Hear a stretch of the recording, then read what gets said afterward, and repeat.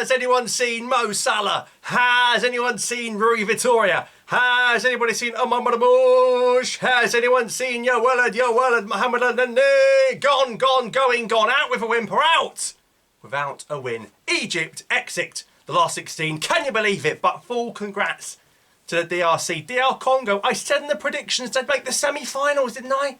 They're one game away from doing that. If you've missed the game, it's finished Egypt 1, DR Congo 1. And yes, DR Congo are through to the quarterfinals of AFCON without winning a game. But they'll tell you, who cares? They are there. And Egypt out of the competition without winning a game. Did Mo Salah's absence cost us? We'll come to their post-mortem in a second. But full credit to DR Congo. I thought they deserved more than the 3 points they got in the group phase. They put a really good performance against Morocco. Of course, Bakambu missed the penalty.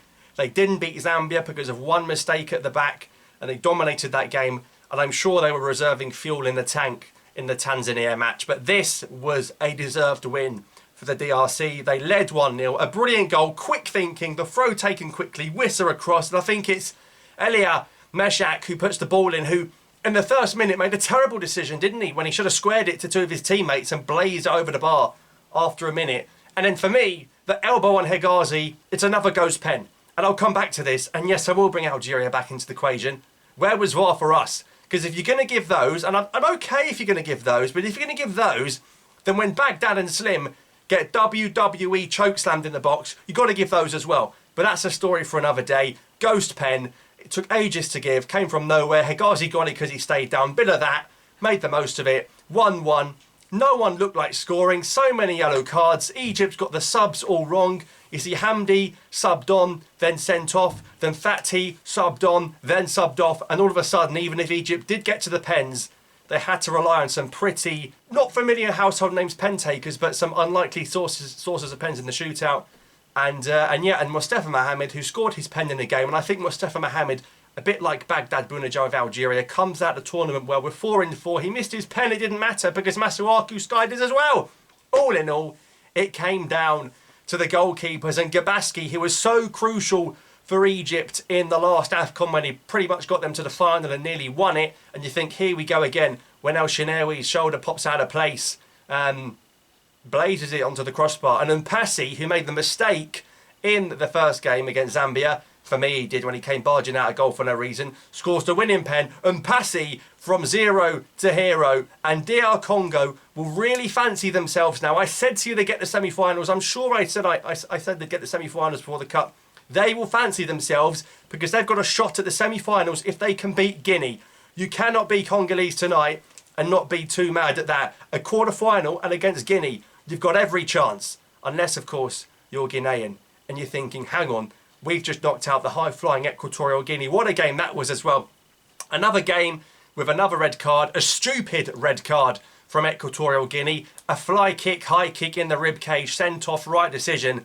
But then a moment of madness, Salvador, always in and around the drama, wins the penalty. Again, a very soft penalty, again, a pen Algeria never would have got. And Nsue, the top scorer in the tournament, hits the post. The keeper was beaten. The keeper went the wrong way. And all of a sudden, Equatorial Guinea find themselves in that huge Abidjan stadium, because that's where you expect Ivory Coast to have been in the last 16.